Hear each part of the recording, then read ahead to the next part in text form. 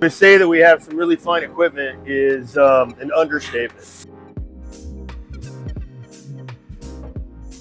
Any movement that I make is part of the program. So as soon as I grab this, I'm going to bring it down.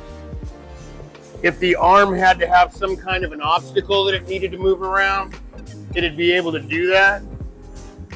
Then it'll be able to come in. I'll set it up. I'll use that as my starting point. Then I'll bring to the next position. That'll be the end point for this particular weld. And then I want to run it back into a resting position where I want the welder to end once that program's done. And then we'll just run the program. Now it should go around that as if it had an obstacle.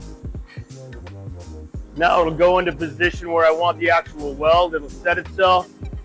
That'll be the weld.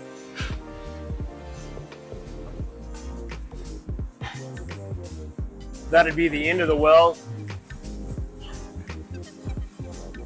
And then the arm goes back into a resting position. We're going into an active weld, so watch your eyes. Coming in and spark.